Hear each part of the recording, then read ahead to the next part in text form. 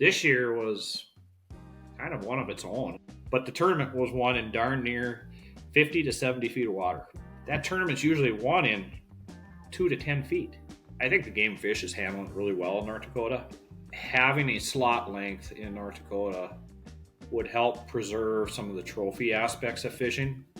There's just as many big walleyes in Sakakawea as there is in, say, Fort Peck. There's just too much food and they're harder to catch. I think that the most difficult part about Sakakawea is trying to determine whether or not you need to be at a bay or you need to be at main lake points. But about the time you think you have this lake figured out, you don't. Hello and welcome to the Cast Line podcast, where the only sure things in life are death, taxes, and you having selected the right thing to listen to for the next hour. That was either arrogance, confidence, or sarcasm. You be the judge. At any rate, I'm pretty excited about today's show. I know I say that a lot, but I really am this time because we've dabbled in a lot of other things, talked to people from different walks of the outdoors, industry, YouTube, etc., etc. But it's time to take a deep dive into my favorite lake in the world, my home guiding lake, Lake Sakakawea, and a little bit of the rest of the Missouri River system, to be fair. And we're talking with Mike Upgren of Real Fishing Guides, as well as his son Ethan. You may have watched the video we did together in the past. We did a fall fishing video late September. We were talking about lake turnover and the combinations of different presentations. We were doing jig and wraps, jigs and minnows, and creek chubs, and caught some really nice fish doing so. And I've also worked with Mike a lot in the past as a partner of sorts. We kind of have a network of guides that, you know, if we get bigger groups and we need extra boats or if we're sharing some fishing report information, et cetera, et cetera. But Mike and Ethan are both great people. I love fishing with them. I love talking with them. And that's the great thing about Mike, as well as not only is he a great fisherman, he's a great talker. He loves to talk. He loves to chat. So much so that this is going to be a two-part episode. So the first one, we're going to get into some more high-level stuff about the massive system that is the Missouri River and Lake Sakakawea, 50,000 foot view of how to break down the water, how we approach it as guides. Ethan's going to share some of his insights and things that he's learned coming up with his dad. Oh, and aside from being a great guide out on the river and Lake Sakakawea, Mike and Ethan have also fished a number of tournaments on these bodies of water. So we get into a little bit about the approach of tournament fishing versus guiding versus just wanting to catch fish, et cetera, et cetera. So you get a little insight into his tournament experience as well. And we also get into a little discussion about the state of the lake, how the numbers are, how the size structure breaks down, and even throw out some ideas of, you know, for people that are interested in trophy fisheries, what the potential is for Lake Sakakawea to be a true giant factory. And it definitely has a lot of big fish, but I think the potential is there for it to be above and beyond for some true giants. And look, we're not fisheries management people. We think the Game and Fish is doing a great job. We just had a friendly conversation about, if we had the keys to the castle, what might we do? We've had a number of great conversations in the past that could very well have been a podcast. So I'm glad we're making it official now and putting it on a video for you to listen to. So if you love walleye fishing and learning how to catch walleyes, this is a really good podcast for you to listen to. If you particularly like reservoir walleye fishing, this is a great podcast to listen to. And if you really, really love Lake Sakakawea and the Missouri River, you're definitely in the right place. So sit back, relax, and enjoy the pod. So for the people that don't know Mike and Ethan, Mike, you're a fishing guide with Real Fishing Guides, which I'm so jealous. I love that name. How did you come up with REEL Fishing Guides? Actually, it was my wife and I. We probably had, I'd say, 30 different names. We bounced them around for about a week or two, and we'd let every day pass, and we would kind of narrow down and cut out one or two names every night.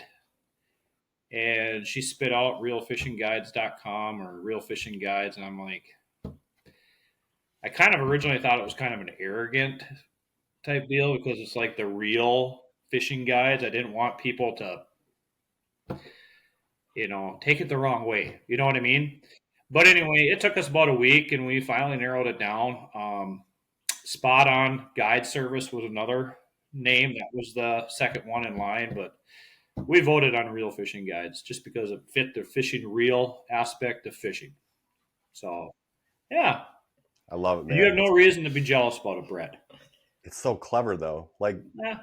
and just my Bloemendaal name. fishing is really clever too. That's pretty What's that? unique if you ask me. Bloemendaal Bloemendaal fishing. fishing? Yeah, that's unique.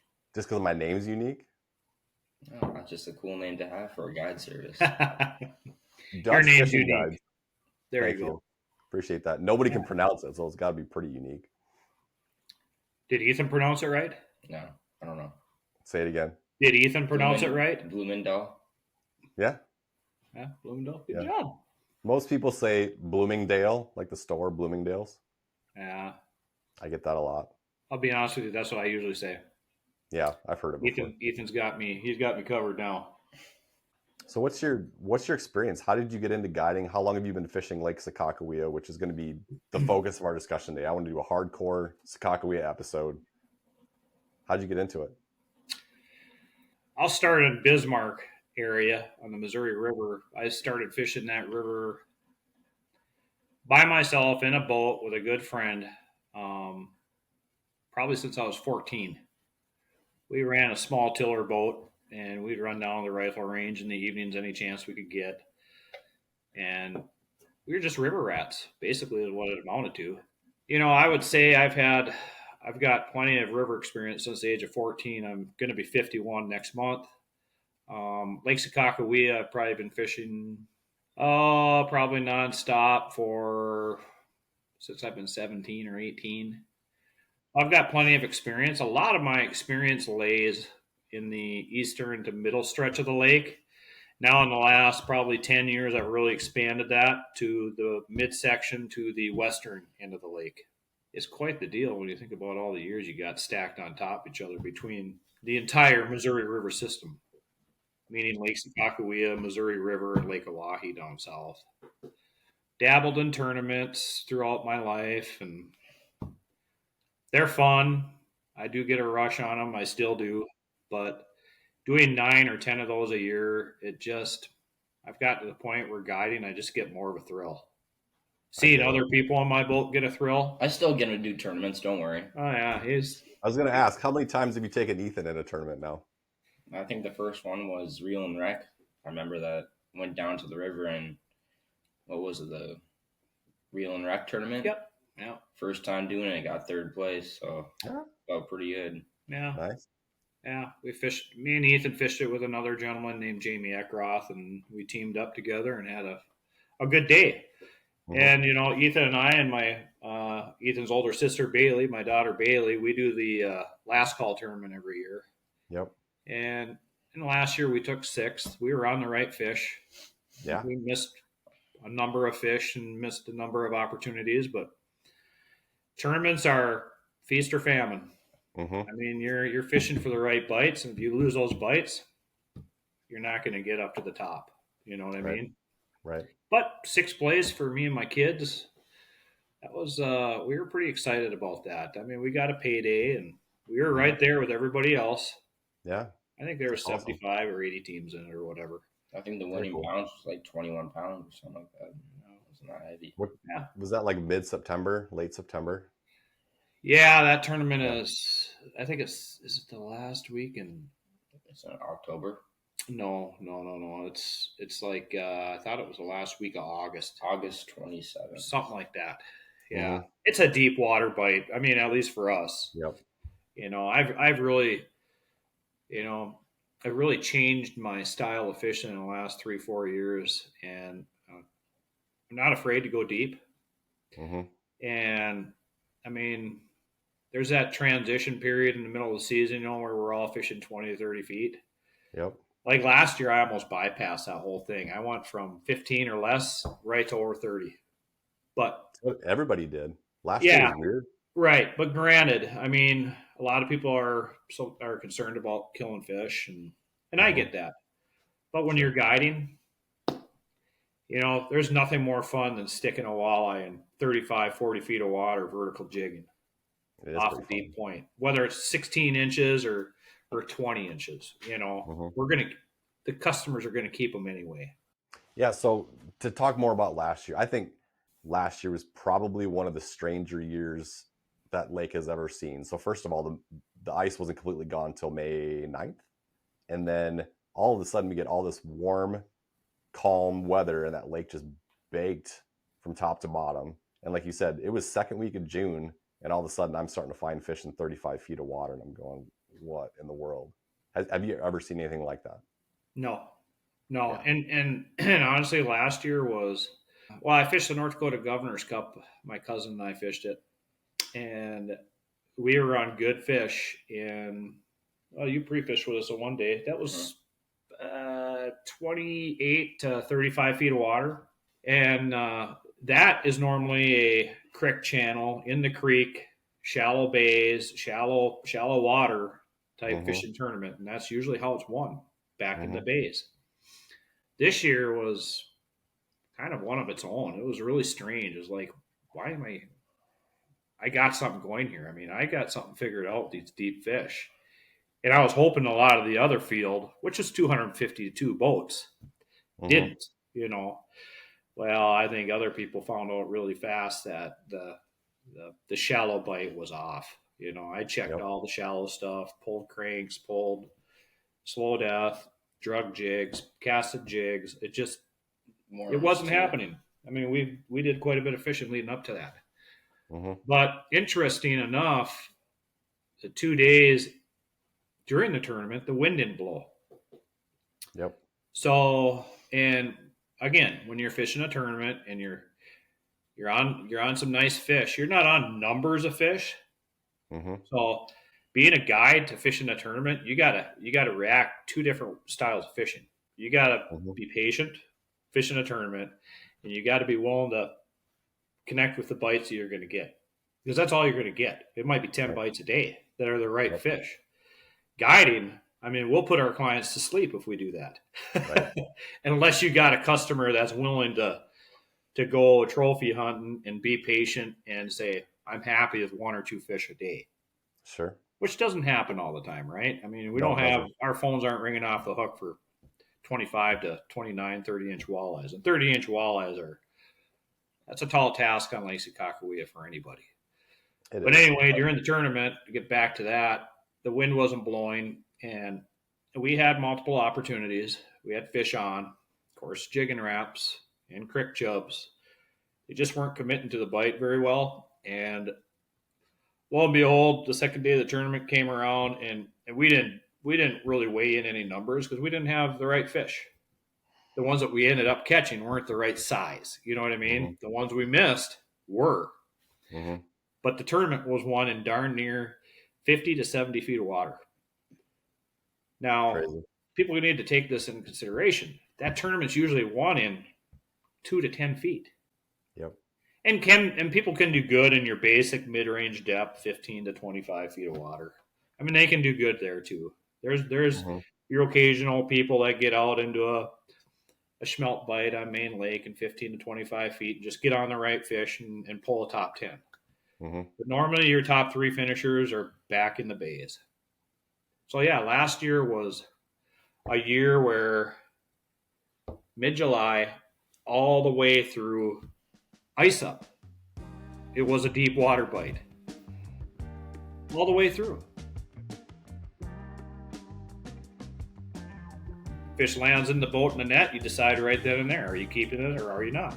That's just the way it is. It's just the law. And I think North Dakota is kind of on the top of the map as far as opportunity with folks coming into the state, hiring a guide, or even a do-it-yourself type operation, which is fine. I mean, we have a lot right here in North Dakota. We really we shouldn't take for granted. Yeah. You go to South Dakota, it's 4 fish and 1 over 20. What do you think about that? So North Dakota, for those that don't know, has no length restrictions on any fish whatsoever. South Dakota has that limit of 1 over 20 per day. Minnesota does. I think you can only catch like 1 over 17. Well, Minnesota's got so many different rules for so many different Yeah, lakes. It's it's hard to keep crazy. track Yeah, of, but Minnesota's pretty liberal. They got all sorts of different regulations for various waters. Well, they also got hmm aquatic nuisance or whatever. Aquatic nuisance. hmm Yeah, yeah, yeah, I know what you meant. yeah. I mean, it's. I'll have conversations about this with a lot of my friends, and from my college background, my 4 year degree, being in wildlife and fisheries, you know I think the game fish is handling it really well in North Dakota.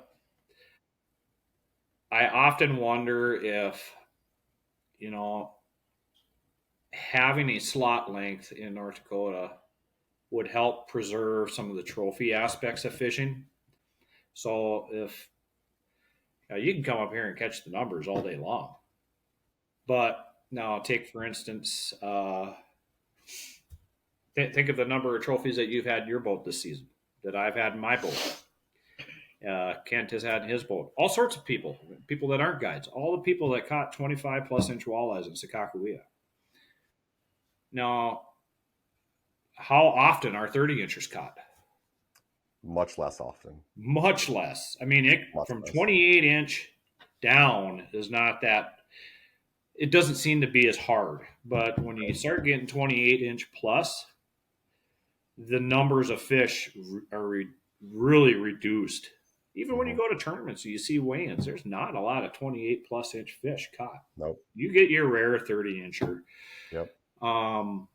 Now, part of me feels that you could really increase the opportunities of creating a trophy fishery by having a slot length. Now, whatever that slot length is, that could be determined. I know it's starting to sound really liberal and really, it's starting to sound kind of, oh, we gotta read this by detail to go fishing the Sakakawea. You don't want to do that. You want to keep it somewhat simple. You do. And I mean, the verdict could go out as far as how they set it up. But in my opinion, to create a trophy fishery, hmm I feel like, I'll go back to the tournaments. A lot of the tournaments around here are kill tournaments. They're not Yep. measure it to every quarter inch and drive it out to a boat and write it down and release it. Yep. They're kill tournaments. So now all of a sudden we're catching a lot of these bigger fish and killing them. Whereas South Dakota, I fished the South Dakota Governor's Cup once. I thought that was like a tournament where, hey, if you're good at catching numbers of fish, this tournament plays on your side. Yeah. And I feel like I don't have a problem catching a lot of fish. Sometimes I feel like I don't adjust to trying to catch the big fish all the time as well. But Yep. when you're only allowed 1/20 inches a day, hmm that opens up a different avenue for you, right? Yeah, it does. So I mean, it's now imagine 2/20, just say 2/20 inches on Sakakawea. hmm How many more big fish could get a little bit bigger Yep. to create the opportunity of a trophy fishery? These fish eat like kings out here. That's like you and I and Ethan going and eating filet mignon every day. Yep. This smelt based Sakakawea is unbelievable. Even last night, you could see them on the graph. They would all bundle up on like the top end Yep. of the graph, and then when fish come through, they all scatter. Yeah, they just sit there on the live scope. They just sit there, and your bait's down here. They just sit there, and then you reel up and you drop your bait back down. All of a sudden, it either hits one or goes right by one. And they just scatter. It's just the coolest thing. And then they just come back. It's like Yep. a big bait cloud. And then when that one fish comes, they just scatter. Yep. So, what are your feelings, Brett, about a slot limit in North Dakota? So yeah, okay.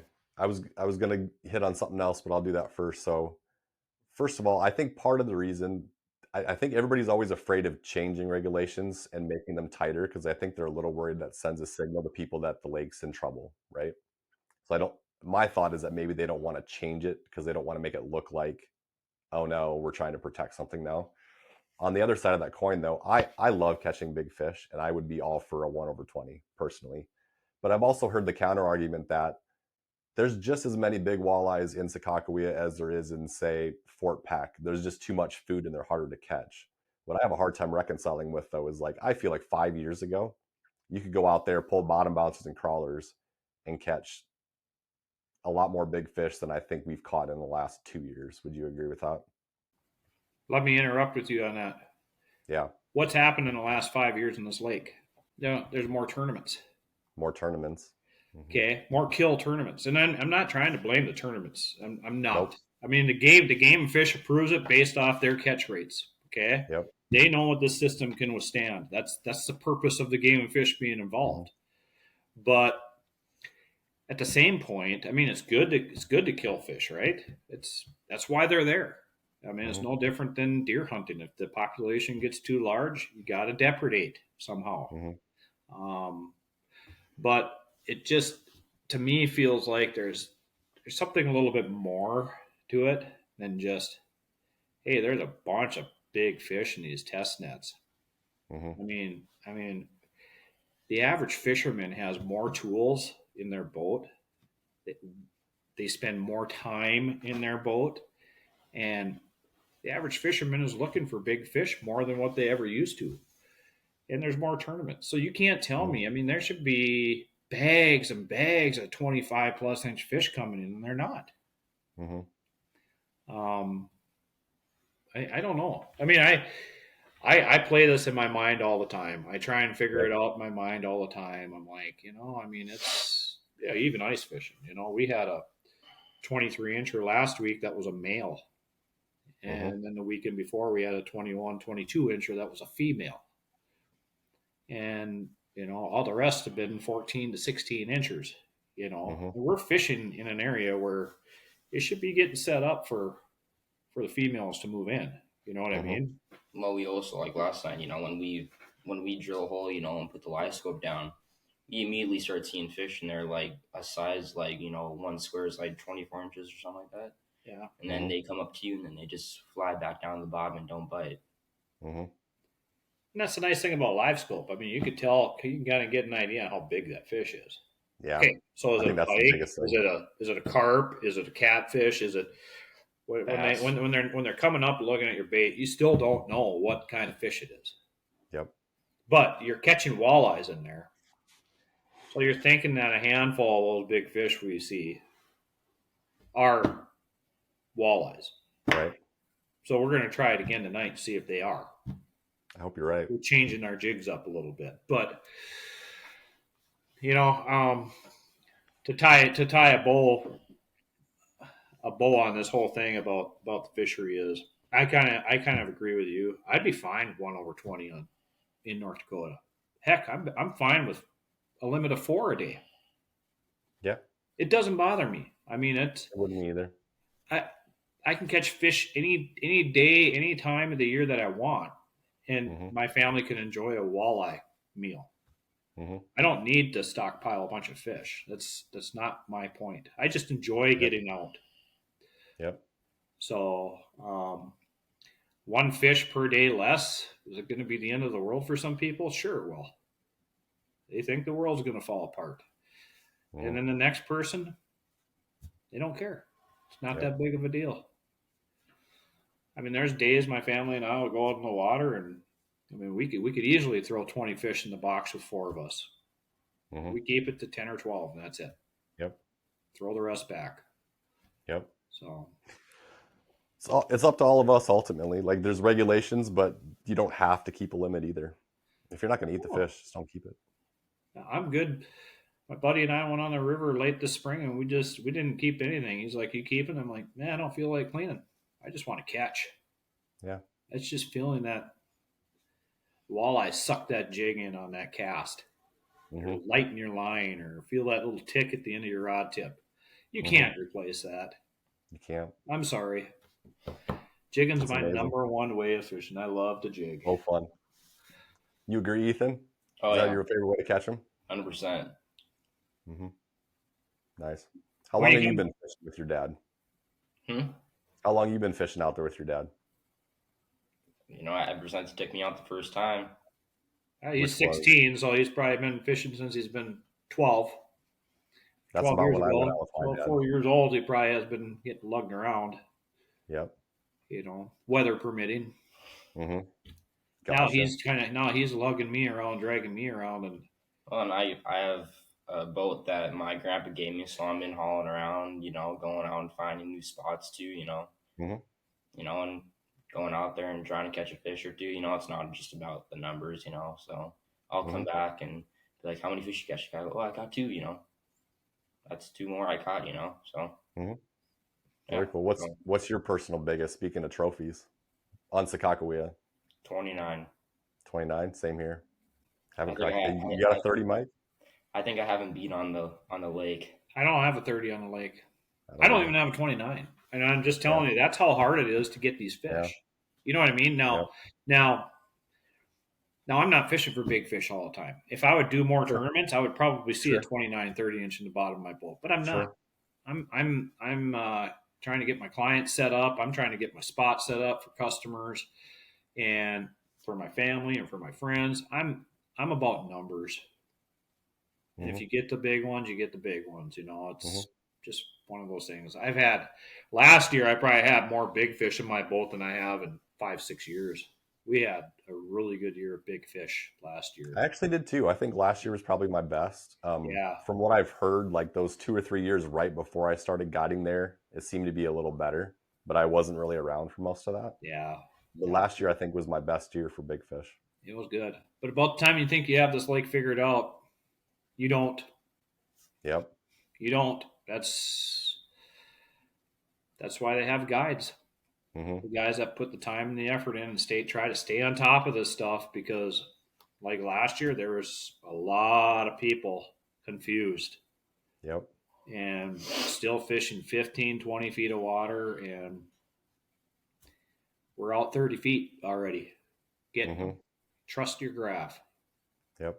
And So one what? thing So I've what? learned, What do you think it is that makes Sakakawea unique, which offers unique opportunities, but also might make it more imperative to hire a guide if you come out there? What makes it more challenging for somebody who's not used to fishing there? I think the biggest challenge is just the structure. There's it's a massive reservoir. I mean, you can go on the east end and you can look on your Navionics chip on your phone or in your boat if you're doing it yourself type deal. And there's humps and there's points and there's bays, and you got to try and break it down somehow, And in my mind, I just try and over the years of experience, it's simpler for me to break it down than some of the people who are coming up here for the first time or 10 times later or whatever Hmm.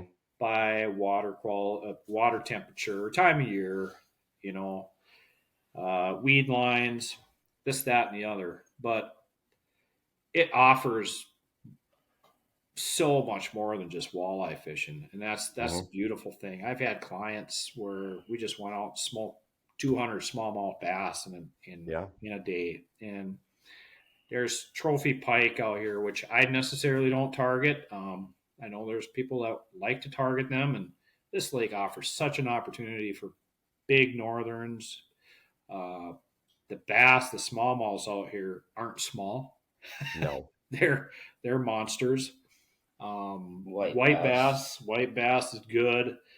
So if you're just coming out to go fishing, you're bound to get into some sort of species Hmm. just putzing around somewhere. Yep. But I think that the most difficult part about Sakakawea is breaking the water down and trying to determine whether or not you need to be in a bay or you need to be on main lake points. Yeah. And that's a huge transition because Yeah. uh, we have a lake place in Douglas Bay, and when you think you got them dialed in the creek arm, they're out in the mouth, and Hmm. then they're out. And you're like, okay, they're out in the mouth. I haven't done in the creek arm. Well, Hmm. then you can't find them out in the mouth a week later, and you kind of move inside the mouth a little bit and hit some of those intermediate points and humps. They're not there. Then you go back in the creek arm, and there they are again. These fish, just because they're out in the mouth one week, it doesn't mean that they're transitioning out to main lake instantly. Right. They slide back in. And, we've had trips in July back in here and caught fish in 3 feet of water. So, Yep. I mean, when you think that there's no way, they got to be out on Main Lake, and they're not. So, Well, like wind dependent. last year was a great case in point because I would say like second week of July, all of a sudden I started seeing because I think a lot of it has to do with the more they release that snow melt water. As things are coming up, they're more likely to find their way back in some of that flooded stuff. And we Yeah. had a couple 2 weeks towards the end of July last year. If you go to the main lake, you're fishing 40 feet, and then you go back in the creeks, and all of a sudden you can find them in 5, 6 feet again. Yeah. So you kind of have a split bite thing going on. Do you Right. think that I feel like it's really correlated to that water level coming up? If it comes up enough or fast enough, or is it more random than that? Do you think? Well, I mean, I think that's a loaded question because higher water. I've been in these creek arms where I've had to lift my big engine completely out of the water and cross barbed wire fences, and I've been Mm-hmm. so far back where I can't get my boat in anymore and caught 18 to 20 inch walleyes. Mm-hmm. Ethan, you were with me that one year when we were doing that. So water temperature has a big play in it, but water temperature with high water is going to warm up faster way back in the creek arms. That's always something you can count on, right? Mm-hmm. Yep. But your air temperature and how fast that surface water warms up always has a factor on it as well. Mm-hmm. But I think the biggest factor is water temperature early in the year and where these bait fish move. Mm-hmm. So if you see bait fish, I guarantee you there's going to be other fish. Mm-hmm. You got to find the bait. And in shallow water, when you're running your Lowrance or your Helix or whatever you got, your 2D sonar, your cone is so small, you're not Yep. going to graph a lot of bait. You might see a little ball here and there. Those little balls you see on there, those are little bait balls in there. But compared to 20 feet of water, you can actually see the cloud of bait Right. because your cone is much wider. So that's where side scan comes in. Mm-hmm. I use side scan a lot in the creek channels Yep. to Absolutely. find fish. But I don't know if I answered your question or not. It's a hard Lake, question to answer. I think lake levels have a lot to do with keeping bays in play later on in the season. If it's Yes. higher, Yep. and your weed lines are all going to change to different depths. That's why Lake Sakakawea is such a curveball every year. Mm-hmm. It's like fishing the Missouri River. I have Mm-hmm. customers there, my kids, friends. It's like every year you got to learn a new river channel Mm-hmm. in the spring. But Yep. then every fall on the river, you got to learn a whole new river channel. So and it's no different on a reservoir. In the spring, it's at a certain elevation, and usually in the fall, it starts to drop again. So Mm-hmm. everything changes. That's Mm-hmm. why you got to be able to. If I was a do-it-yourself person, and I was coming up here. I mean, I've had a lot of customers that want to do it themselves, and I'll give them any input they want. I don't. It doesn't bother me. You still have to go out there and do it and catch fish. But if I were to do it myself, honestly, like I'd like to go out to Green Bay one day and fish. I would hire a guide for my first day and tell the guide right up front, just show me the ropes, Yep. and then the next 3 days I'm going to go fish in my own boat. I would. That's what I would do. Hire a guide, show me the ropes, show me the areas that you got to watch out for. Whether it's there's a huge flat over here to the right. Be aware of that because there's massive boulders there. You stay out here. Just give us the simple ropes and just pick their brain for a day. Mm-hmm. So I feel confident to go out the next 2, 3 days, 4 days, and do it myself. That's what I would do. Yeah. If you don't want to do that, obviously get in contact with your local bait shops. Maybe call a guide and pick their brain a little bit. Whatever. I mean, it doesn't bother me. I mean, we put reports online too. Wind has a lot of play on Sakakawea.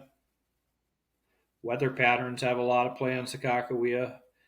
Where I'll say the Missouri River down by Bismarck when you get south of Tail Race, I don't feel like wind or weather patterns have any variance at all. I've caught fish in the middle of a thunderstorm on the river. until my It line does seem started to be lifting very them up, different. up off the water, and then I stopped. Yeah. But I don't think it really does. I mean, cold fronts, the river, I mean, those fish are always ready to eat. It definitely seems to be a lot more insulated from weather changes. And I don't know if that's because of, because you talk about wind on the lake. Well, there's always current on the river, so you don't need wind, right? Water temperature, the water's staying cooler in the river because it's moving river water. I assume that keeps things a little more constant, a little more consistent, probably. Yeah, the wind certainly doesn't have any variable in the river from what I've noticed. In fact, I prefer to 0 to 5 mile an hour wind if I can have that all day, just because when you're pitching jigs, the bite's so light, right, Ethan? That some days without wind, you can actually watch your line and not even feel the fish and set the hook, and they're there. Mhm. Yep. But weather patterns, I haven't seen any variance at all, barometric pressure or anything like that. So I don't know. I mean, if I have clients on the river, I never use those types of things as excuses because there really is no excuse on the river. You just need to Yep. do your milk run and figure it out. Now, weather patterns on the river do make me change my presentations sometimes, Okay. but it doesn't seem like it affects a bite to no bite like Got you it. see in Sakakawea. Yep. So You're here's getting another. you're getting a little bit more involved on the river. How do you like the river? I love fishing the river, but I'm always so paranoid about what you talked about, the river channel changing. I don't fish it enough that I can just fly around from spot to spot. I'm way overly cautious. And I spend way more time trying not to break my prop and my lower unit than I do fishing. Well, you Frustrates need me. it for the lake. Yeah. That's kind of the way I handle it. A lot of times I'll be brave and I'll run and gun, you know, but when I started guiding 8, 10 years ago, all of a sudden my willingness to let her fly on the Hmm. river every time I go out there, those trees will reach up and grab you. Yeah. So yeah, you got to be careful. What do you Yep. think, Ethan? You like the river or the lake better? The lake. Okay. Really? No. Like, are we talking just like, you know? Fishing. Well, I grew up more Sakakawea. fishing on the lake. I thought when I was younger, Well, you probably did but because I was nervous about taking you as a kid on but the river. but I have to say the Yeah. river is kind of where like I really started to hone in on like the pitching factor, Okay. in that part of the game. Hmm. So probably the river. Yeah, I Okay. would say the river because that's I just started to catch little bigger fish at a time. Caught a 21. I thought, wow, I'm getting decent at. And I would just kind of I wouldn't like set a goal and be like, okay, I want to try to like break a PR or something, but Hmm. I mean, I think I've caught my 26. I caught 26. I'm like, all right, I'll try to break a 27. Broke a Hmm. 27, and now I'm at 27 and a half, and that's my Hmm. goal is try to get a 29. So Maybe that should be the next video we do. We should do it on the river instead of Sakakawea. Do it in April. Well, we can do that. Yep. That'd be fun. Yep. There's some, and you know what? Now that we're talking about the river and we talked about this whole slot limit on in North Dakota, Yep. I'm going to throw in a little curveball. I think I got two discussions I'd like to talk about if we got some time. We This do. I got one more thing I want to hit too, so we'll okay. be good. This river fishing on the Missouri River has been producing monster walleyes in the spring, right? And we've seen them. We've all had them in our boats. Okay, so where do those fish come from? Oahe. South Dakota. 4 fish, 1/20. That's where my theory of a slot limit might create a trophy fishery. That's just Right. that's just what I'm saying. I'm taking that aspect. I think people forget that these fish come from Oahe. They Right. come up the river. They're huge. They don't get to be 32 inches and 14 pounds just during that 1 month. They're Right. still 32 inches long all year around. Yep. There's a reason why they're getting that big. Yeah, okay, they got I think I've been told they got some lake herring down there. They got schmelt.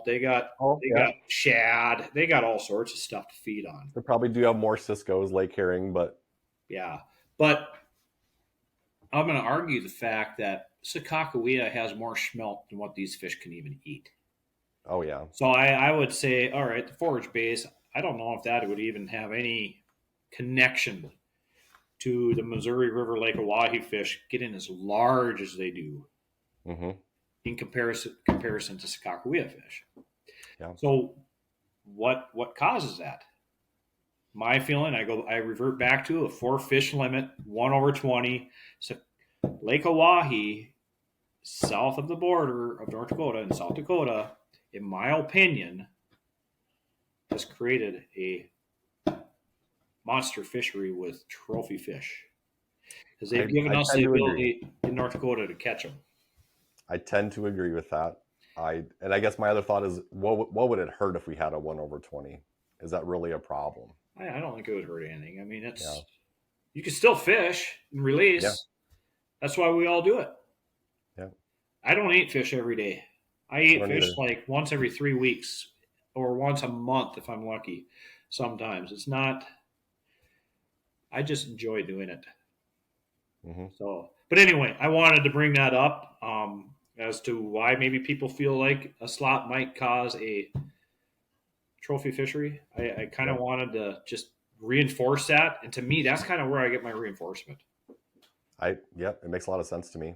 And speaking of this idea that those big fish come from Oahe to get up into the river, that was the other thing I wanted to talk about was how important do you think understanding and following the migration of fish for the spawning run and throughout the season is on Sakakawea?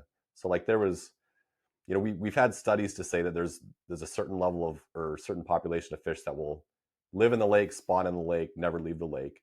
Same thing with the river. They do everything they do all year in the river. And then there's these fish that'll come down to the lake for most of the season, then go all the way up in the river to spawn and come all the way back.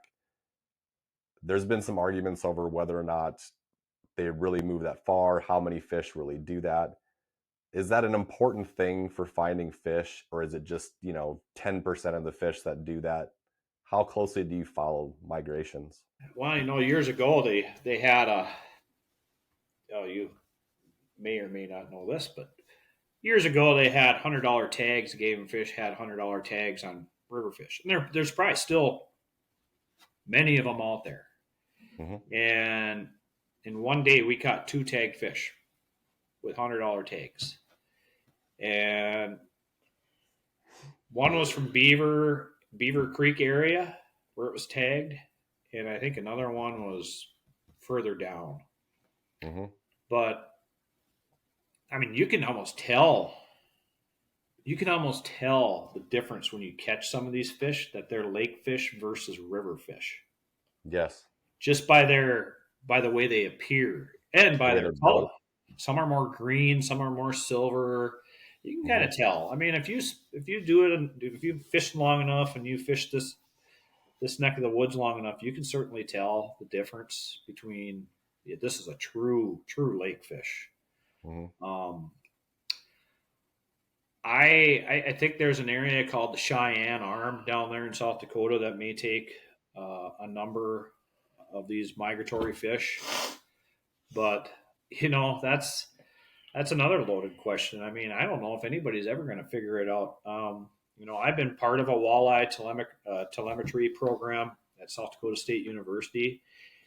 It was actually amazing to see what fish would actually utilize the same areas constantly, Mm-hmm. almost like it was their home range.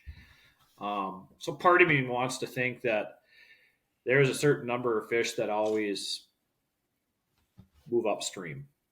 Yep.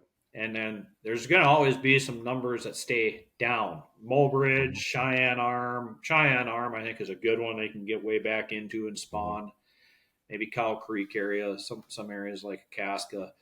Which But is Oahe for people listening to this right now. huh? These are Oahe locations you're talking about, Yes, not these are in South Sakakawea. Dakota. Yes, sorry, Cheyenne, Casca, Cow Creek. These are down by 212, down the Mulbridge, south of Mulbridge area. But I do feel like there's a select number of fish that actually migrate into North Dakota. I don't know if it's as large as what we think, Okay. but I think if you ask that question to 10 different people, Yes. you're going to get 10 different answers. You Yes. know, obviously there's a pile of fish that move up the system in the spring. It's absolutely crazy the numbers Mm-hmm. of fish that we can catch. Mm-hmm. But You could go out there and get a limit in like 15 minutes. You know, it's crazy. yeah, Mm-hmm. You find that one spot and you just work it out, man. right, right. Here's an interesting one for me. You were talking about the tagged fish. So obviously there's some fish that migrate up into the river and come back down, and we know that. And I've caught, tagged fish near Van Hook Arm that were tagged at White Earth, which is, I don't know what, call it 40 miles, 50 miles upriver. So we know that happens. But I caught a tagged fish last year.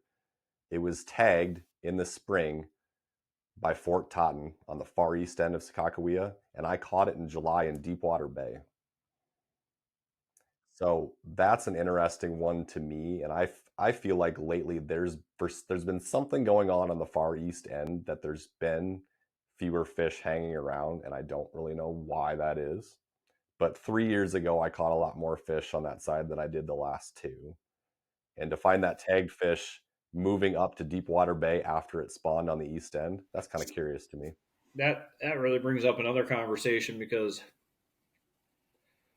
why can you go west of Sakakawea and find huge numbers, but out east by Fort Tot or by Totten Trail or Stankies or Douglas or Fort Stevenson.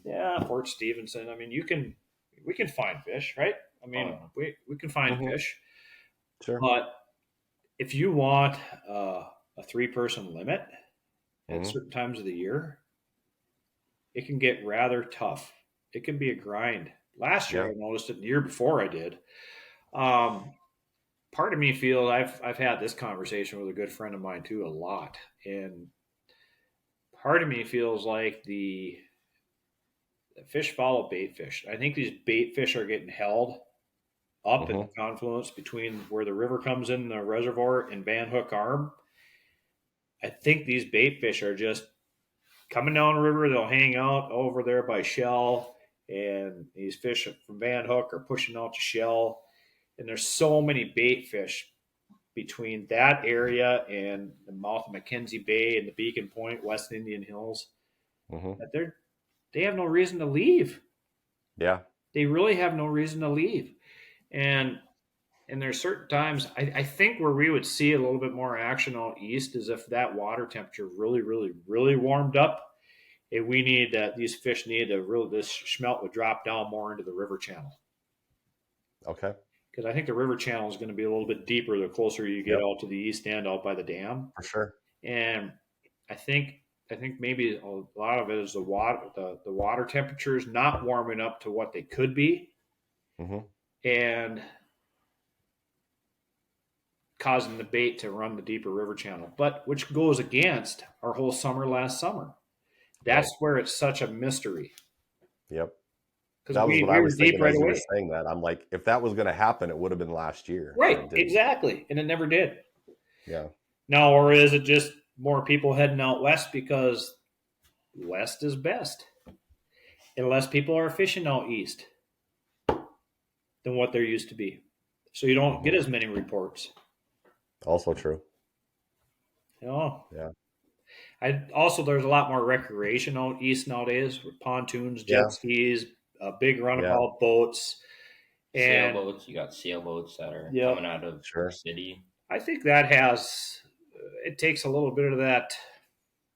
For me, it really is like, I don't want to go fish here because there's a bunch of pontoon people, and there's Yep. nothing against pontoon people. It's just No. part of me about fishing is being By yourself. by yourself, man, in the wilderness. I don't need to see Yep. people swimming, and I mean, Same here. yeah, I mean, there's times I like to do that too. Don't get me wrong. It just, Sure. You like go park on a beach and go hang out. yeah, yeah. Mhm. Have a Mountain Dew or 10, Ethan. Yeah. So, I just got down with the Coke, so oh, there you go. Anyway, I'm ready for another open water season. How about you, Ethan? yeah. Brett, you ready to rock it? I am more than ready, and I hope you guys kill it on the ice tonight. I want to see some good pictures. When are you coming back? I'm shooting for mid-April like I usually do. It hasn't worked the last 2 years because of the weather and the ice, but that's my goal. April 15, and I want to hit the river with you guys and catch some pre-spawn trophies and make a video. Last year, my pre-spawn trophies happened in May. Yeah, last year was way different, right? Oh, boy, they were nice. Yeah, you look at those things in the bottom of your boat and you're like, oh my gosh, these things are like prehistoric. I know. I'm telling you, They're anybody that different wants to book a species. trip in North Dakota, when they're looking for their trophy, get on the horn and book your trip now because the Missouri River, it's one bite away from a 10 to 14 pound walleye or bigger. Absolutely. South Dakota broke their record twice last fall. Yep. Same fish that come up to North Dakota in the spring. Yep. Yeah. Think about that, people. Mike Upgren, real fishing guides. He'll get you on the hogs on the river. I can do the same on Sakakawea, as can he. It's been fun talking with you guys. I appreciate you coming on. Ethan? Yeah, I appreciate it. Real. Talk to you later, guys. All right. See ya. See you.